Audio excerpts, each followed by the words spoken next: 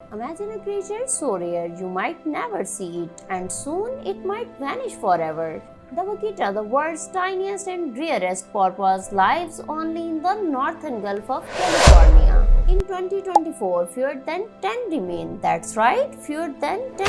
And yet, we still have a chance to save it.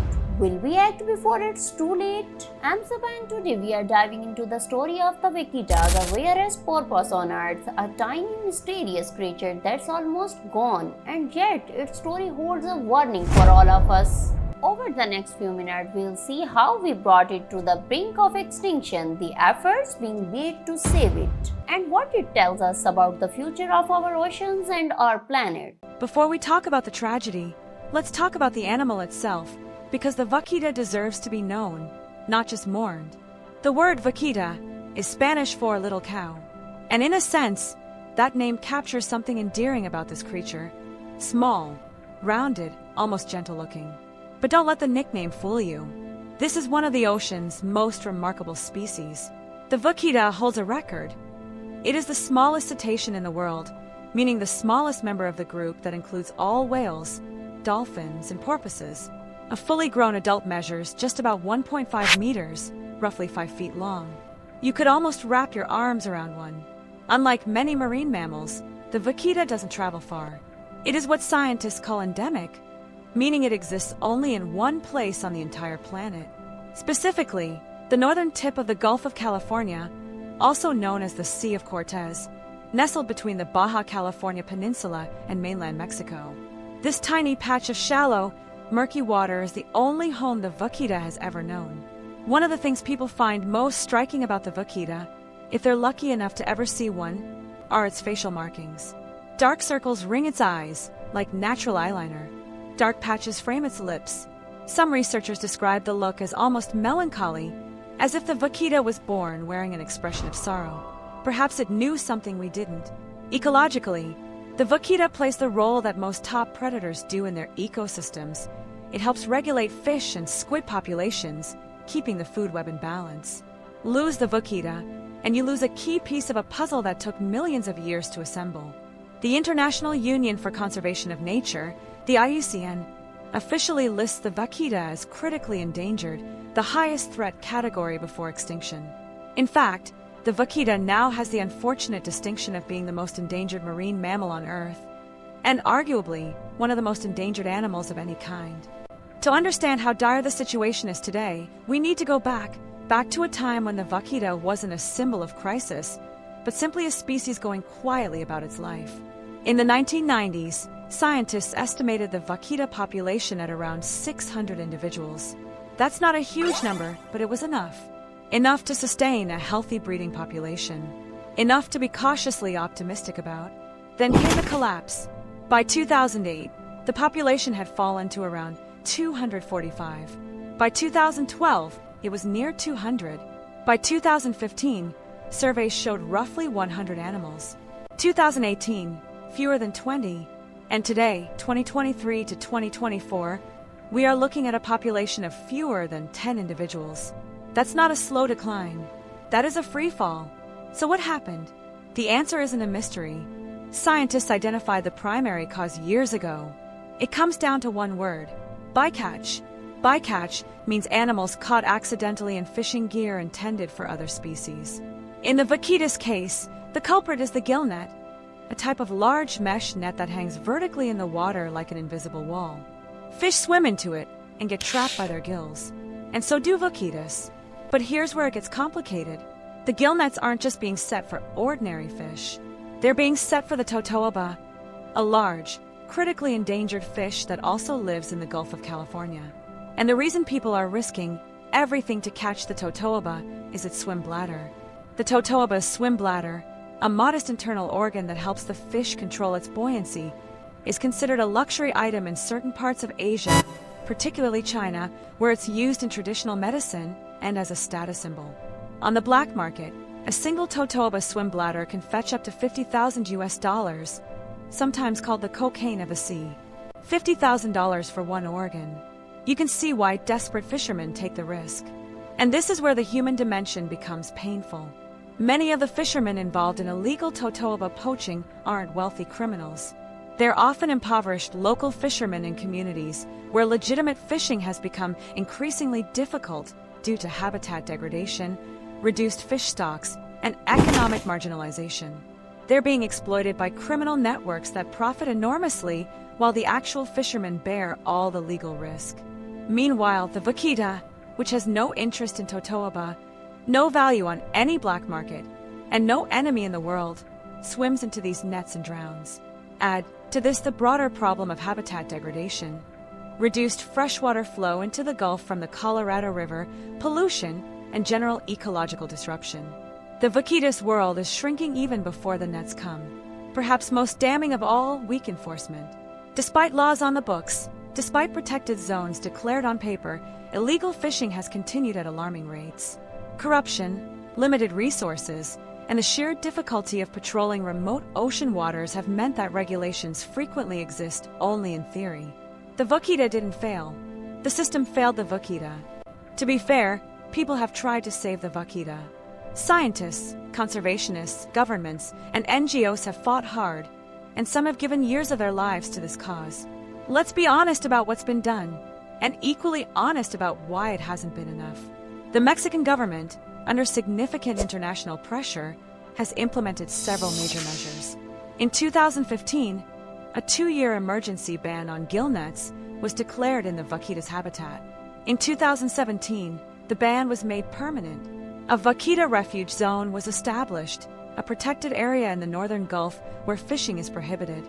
These were real steps, meaningful steps, and on paper, they should have helped. But enforcement told a different story. Almost immediately after the bans were announced, monitoring groups reported that illegal fishing continued, largely unabated. Cameras and acoustic monitoring devices deployed in the protected zone regularly detected the presence of gill nets. The criminal networks behind the totoaba trade didn't stop, they adapted. In 2017, an international coalition of scientists and marine mammal experts launched one of the most ambitious and most heartbreaking conservation efforts in history. It was called Vaquita CPR, Conservation, Protection, and Recovery. The plan was bold: physically capture vaquitas, bring them into a sea pen sanctuary in safe waters, and attempt to establish a breeding population in semi-captivity while the illegal fishing crisis was addressed. The first, and only, vaquita captured was a young female. She was healthy when brought aboard, but within hours, she became severely stressed. Vaquitas, it turned out, did not respond well to capture. The stress was simply too much for an animal so finely adapted to wild, open water.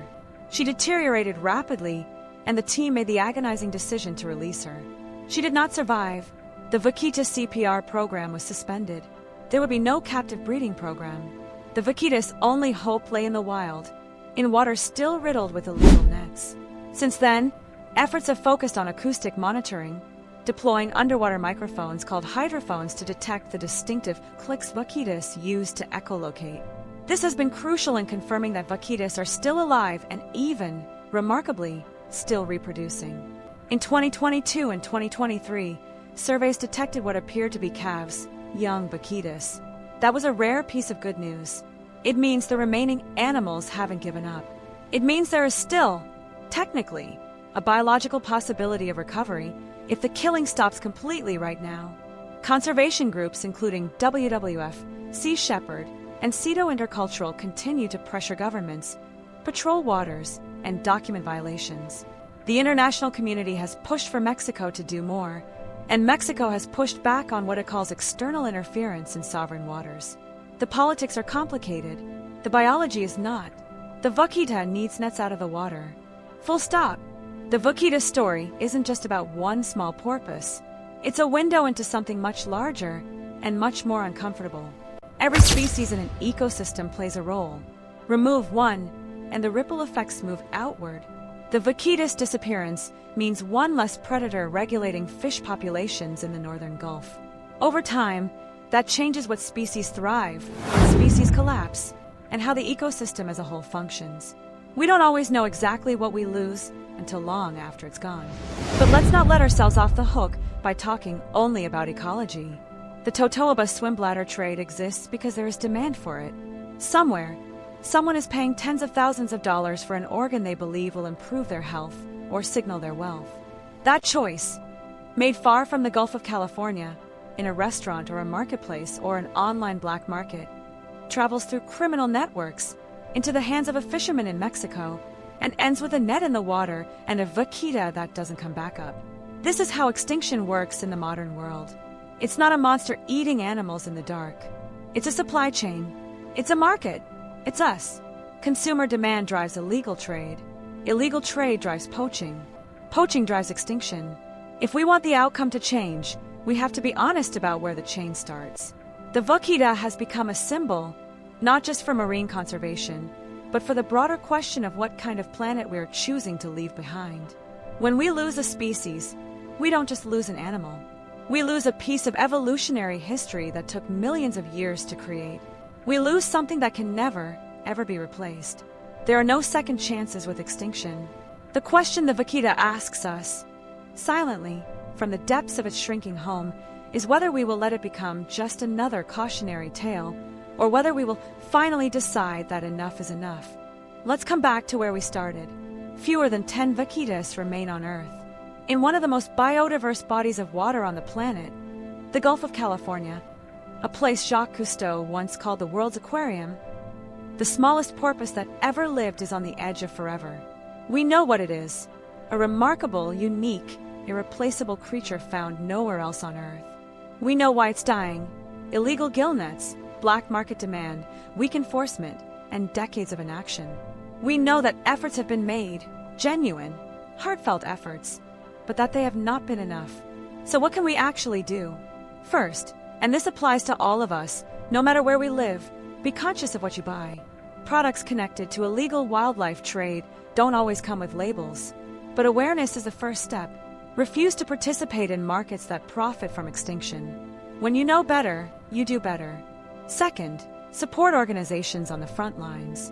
Groups like WWF, Sea Shepherd Conservation Society, Museo de la Ballena, and Porpoise Conservation Society are doing critical work in monitoring, enforcement, and advocacy.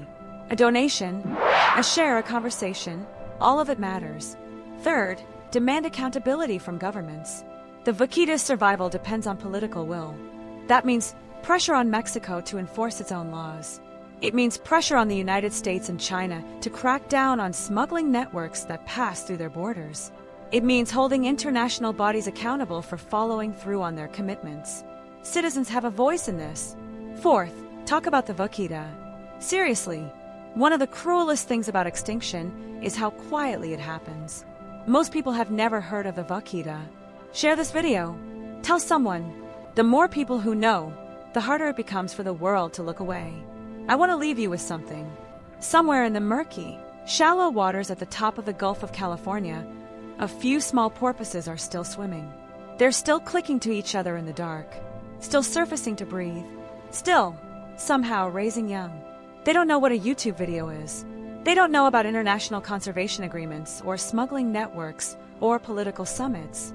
They're just living, the way their ancestors have lived for millions of years, in the only place they've ever called home.